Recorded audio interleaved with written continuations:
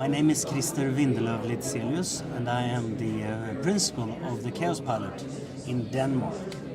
The Chaos Pilot is a design and business school that have existed since 1991, and our aim is to develop enterprising leaders. We have graduated approximately 600 students since we started, and we have constructed a number of other training programs that we offer throughout the world.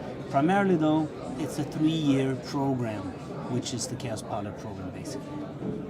Today I was invited to talk about a different approach to education. What could it also be about? What do our new century holds for us in terms of challenges, and what type of educations are needed in order to meet the new world that we are approaching. And Chaos Pilot as an education differs radically from many others, because most university programs, especially within business, etc., are funded upon some sort of stability orientation that you can project what the future would look like.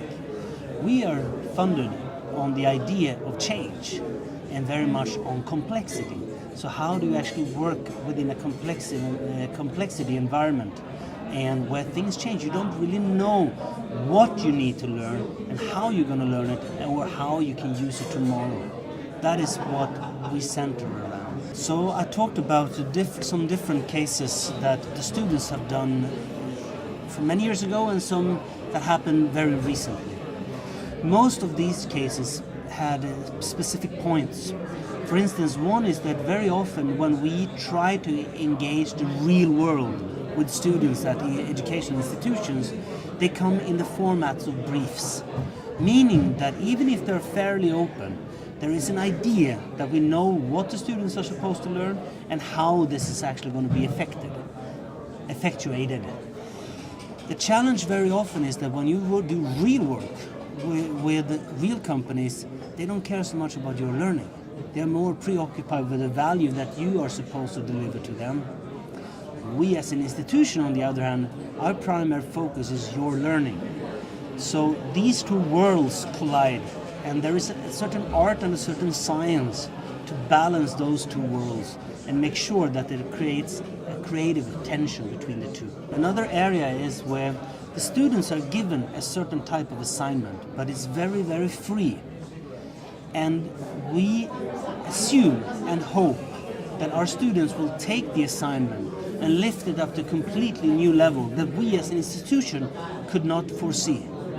Actually, the students produces their own education in a smart way. We train our students in 4 disciplines: creative leadership design, creative business design, creative process design, and creative project design. Meaning that the students get a number of tools, methodologies, experiences, like a design school, which they can turn into a portfolio of projects that they have constructed and conducted. And they get a network, because they only do real work. So they have a network outside the school. So when they leave the school, we think they are very well prepared and well positioned to create their own jobs, or possibly get a job at an existing organization. In terms of also understanding how to evaluate these programs, I pointed into that there is a lot of complexity in it, because when people create new stuff, you can't lean back on experience and say, well, we know that producing coffee is a great idea because 100,000 people have done it before you. Very often they do something that is completely new. So how do you value that? And there is no right or wrong here. It's more of an approach of learning, basically. And here as an institution, we can also learn. We are not finished. We are not fully constructed, and we will also be under construction and learning along the way.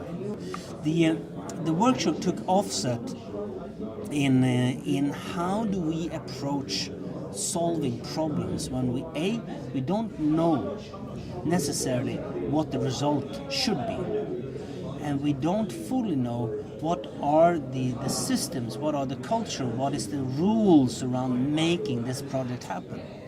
Very often we assume when we throw ourselves at a project that we know where it's supposed to end, or where it should end, where it's going to end, and we assume that we know how to get there. And already in the beginning there is an interpretation problem. And all our experience points into that the work that happens before, when you make a project, we call that a project phase, where you really learn how to construct a great team, how you're going to solve and work things together, and how you make sure that if you go for the gold here, that you also are occupied with you pay attention to the diamonds that you can find along the way.